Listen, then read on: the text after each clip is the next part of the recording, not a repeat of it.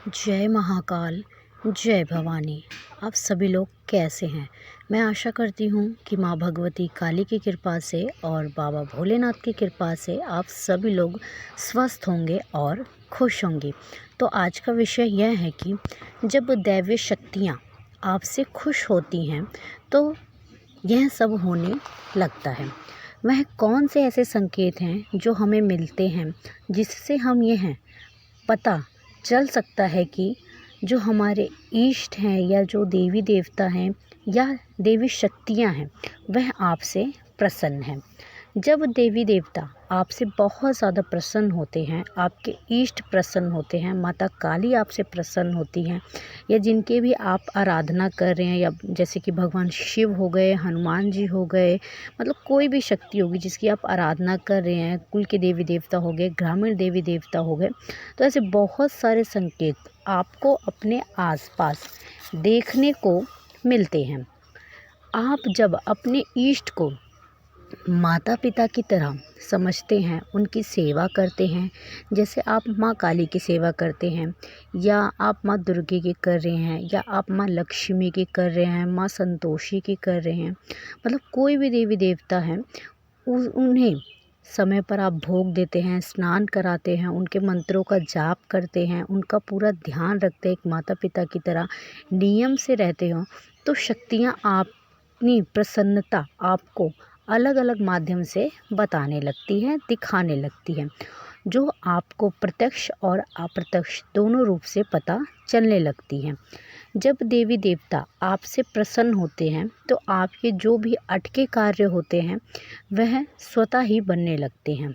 एक समय ऐसा था कि आपके कार्य नहीं बन रहे थे, उस समय आपको बहुत ज़्यादा संघर्ष करना पड़ रहा था, लेकिन जब आपने उनका नाम लिया, आपने उनकी सेवा पूजा की, बहुत ज़्यादा भक्ति भाव से आप उनकी सेवा करते रहे, तो धीरे धीरे जो आपके काम हैं वह बनने लगते हैं। उनका नाम लेने से ही आपका काम बनने लगते हैं। जहाँ आपके उम्मीद नहीं होती वहाँ भी आपका काम बहुत जल्दी बन जाता है और आपकी जो निराशा है वह आशा में बदल जाती है और वहीं से आपके जो काम हैं वह बनने शुरू हो जाते हैं, चाहे कोई भी कार्य हो। तो यह पहला संकेत होता है जब देवी देवता बताते हैं कि वह आपसे प्रसन्न है, उनकी जो कृपा है वो आप पर हो चुकी है। दूसरा संकेत जो हमको मिलता है जब हमारे इष्ट हमसे प्रसन्न होते हैं तो आपकी और आपके परिवार की वह रक्षा करने लगते हैं। कोई भी परेशानी हो, कोई भी मुसीबत हो, दुख हो, संकट अगर आता है तो वह उससे आपको दूर कर देते हैं। मान लीजिए आप कहीं जा रहे हैं या आप सीढ़ियों से उतर रहे हैं या आपका बहुत भयंकर एक्सीडेंट हो गया लेकिन आपको एक खरोच तक नहीं आई, या आप सीढ़ियों से गिर रहे थे लेकिन गिरते गिरते अचानक से बच गए, या आप गिर भी गए तो आपको कोई चोट नहीं पहुंची, या कहीं आपको बहुत बड़ा धन का नुकसान होने वाला था लेकिन वो बच गया। तो ये सारे संकेत जो है ना वो दर्शाते हैं कि आपके जो इष्ट हैं, जो देवी देवता हैं, दैवी शक्तियाँ जो हैं वह आप पर अपनी कृपा जो है वो बना रही हैं। ठीक है, आपको हर एक दुख मुसीबत से वो बचा रही हैं और अगर आता भी है तो वो आपको इतना हानि नहीं पहुंचने देती हैं जितना कि उस कार्य से आपको पहुंच सकती थी। तो यह सिर्फ एक बार नहीं होगा, ये काफ़ी बार होता है।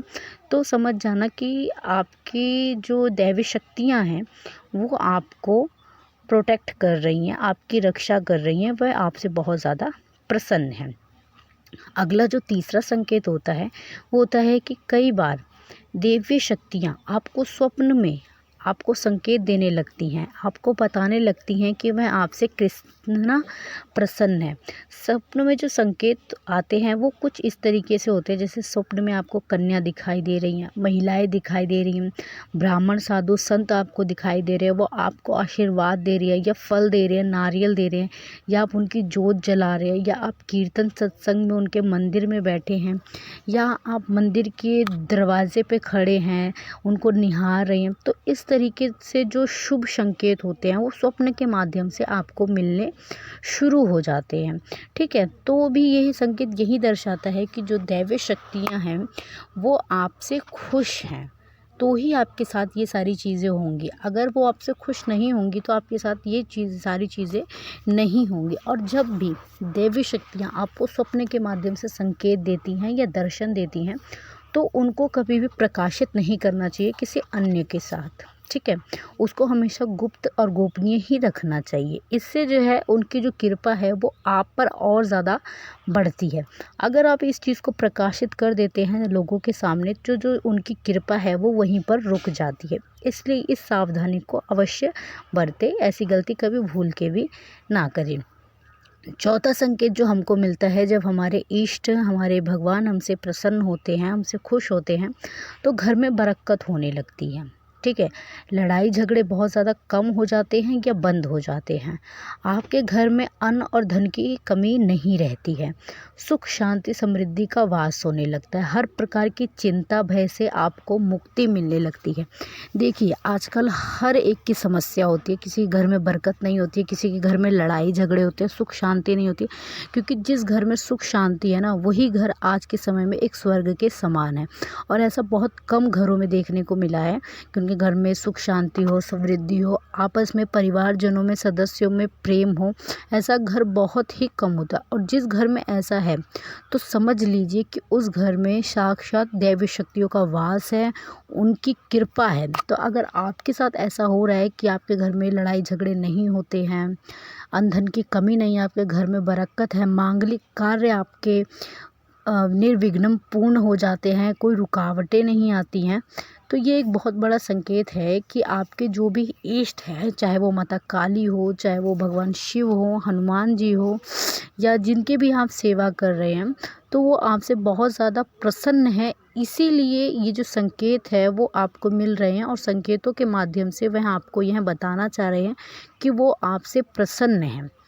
अगला जो संकेत मिलता है वो होता है, उस भक्त पर विशेष कृपा होती है, ठीक है। जिसकी आप आराधना कर रहे हैं, जैसे मैं माँ काली की आराधना करती हूँ, या आप किसी भी शक्ति की आराधना करें, तो आप पर ना आपके इष्ट की विशेष कृपा होती है। और जब विशेष कृपा होगी ना, तो आपकी जो वाणी है वो सिद्ध हो जाती है। आप अपनी वाणी से किसी को कुछ भी कह देंगे ना, तो वो सत्य हो जाता है, चाहे वो अच्छा आप कह दे या आशीर्वाद दे दे।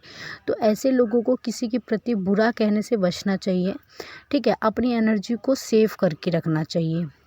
सपने के माध्यम से शक्तियाँ आपसे बात करने लगती हैं, अपने दर्शन कराती है। नकारात्मक ऊर्जा उस भक्त के समीप नहीं आती।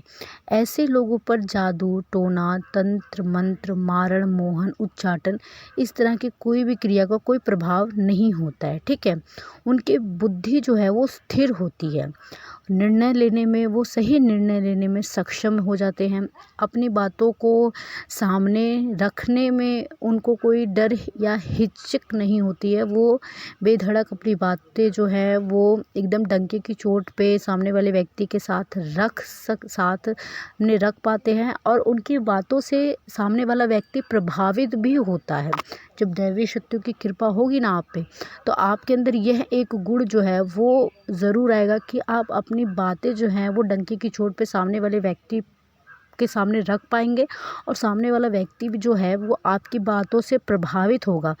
आपसे बड़ी बड़ी उम्र के लोग भी जो है वो आपसे सलाह मशवरा करने आएंगे, ठीक है। तो यह एक बहुत बड़ा संकेत होता है। अगला जो संकेत होता है वो होता है कि दैवी शक्तियाँ जोत के माध्यम से भी हमको संकेत देने लगती हैं। जैसे कि जोत में अलग अलग आकृति के फूल बनने शुरू हो जाते हैं। कभी कमल का बनता है, कभी गेंदे का बनता है, कभी गुलाब का फूल बनता है, या जिनकी हम आराधना करें उनके अस्त्र बनने लगते हैं। कभी डमरू बना हुआ दिखाई देगा, कभी त्रिशूल बना हुआ आपको दिखाई देगा, कभी खड़ग जैसी आकृति आपको बनी दिखाई देगी, या कभी आपको साक्षात अपनी जोत के माध्यम से भगवान श्री कृष्ण की पूरी आकृति बनी हुई दिखाई देगी, माँ काली की दिखाई देगी, माँ काली के नेत्र आपकी जोत में बनेंगे। तो इस तरीके से अलग अलग जो आकृतियाँ हैं वो आपकी जोत में बनेगी। तो जोत के माध्यम से भी आपके जो इष्ट हैं, जो दैवी शक्तियाँ हैं, वो आपको संकेत देती हैं, आपको बताती हैं। बस समझना आपको है। अगर आप इन चीज़ों को समझ जाते हैं तो आप अपनी पूजा पाठ का टाइमिंग और बढ़ा देते हैं, जिनसे जो उनकी कृपा है वो आप पे और ज़्यादा बढ़ जाती है। तो अगर आपको जीवन में कभी भी ये संकेत देखने को मिले या आपको प्रेजेंट में मिल रहे हैं, तो आप समझ जाइए कि आपके जो इष्ट हैं, जो दैवीय शक्तियाँ हैं जो इस ब्रह्मांड में घूम रही हैं, वो आपसे खुश हो रही हैं, इसीलिए वो आपको यह संकेत दे रही हैं। ठीक है, क्योंकि जब हम किसी से खुश होते हैं तो हम अपनी भावनाओं को व्यक्त करते हैं ना उस व्यक्ति के सामने। तो इसी तरीके से जब हमारे माता पिता, हमारे इष्ट हमसे प्रसन्न होते हैं, तो वो भी अपनी प्रसन्नता संकेतों के माध्यम से हमारे सामने रखते हैं। तो मैं आशा करती हूँ कि आपको मेरे द्वारा दी गई हुई यह जानकारी पसंद आई होगी। चैनल पे पहली बार है तो चैनल को सब्सक्राइब करें, वीडियो को लाइक करें, शेयर करें, कमेंट में जय महाकाल, जय भवानी अवश्य लिखें। मैं बाबा भोलेनाथ और माँ भवानी से आप सभी के लिए प्रार्थना करती हूँ कि माँ की कृपा दृष्टि और बाबा की कृपा दृष्टि आप सभी लोगों पर हमेशा बनी रहे। आप सभी लोग हमेशा खुश रहे, खुशहाल रहे। माँ काली आप सभी के घर में अन्नपूर्णा और लक्ष्मी के रूप में सदैव वास करें। धन्यवाद। जय महाकाल, जय भवानी।